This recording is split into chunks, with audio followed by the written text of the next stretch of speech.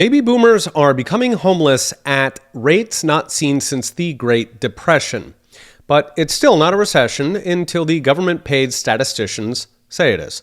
The Department of Housing and Urban Development, HUD, put out fresh statistics recently how older Americans are becoming homeless at levels last seen when worldwide depression was but a glint in FDR's eye. As the AP summed it, boomers are, quote, coming to terms with the hard reality that working for your entire adult life is no longer enough to guarantee you'll have a roof over your head in your later years. In raw numbers, the percent of elderly homeless has gone from 11% in the early 90s to 37% by 2003, and it's now roughly half of the newly homeless, and it's rising. What's driving the exodus to America's underpasses is one of those famous perfect storms our ruling clowns are so good at. First, a series of recessions, including yet another one on the horizon thanks to the Fed.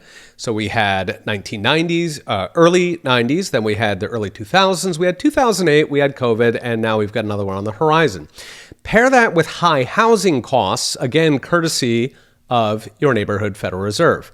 The recessions wipe out life savings, and the high house prices caused by low rates give you $400,000 starter homes.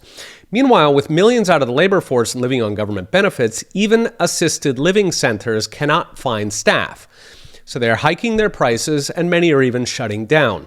The Journal says the median cost of a room in a private nursing home in Florida is currently $115,000 per year, which is pretty funny if you're living in your car. The federal government tossed a fresh boulder with the COVID-era rent moratoria that bankrupted landlords for political clickbait, handing billions to deadbeat renters.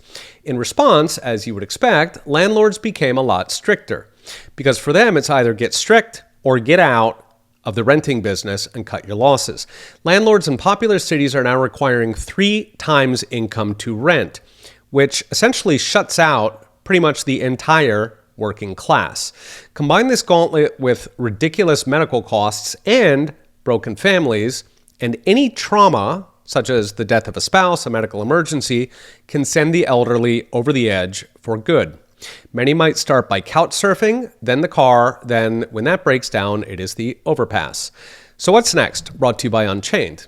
Like so many of the dire statistics oozing from our ruling bureaucrats, this one too tells a tale of misery before the recession even hits in full.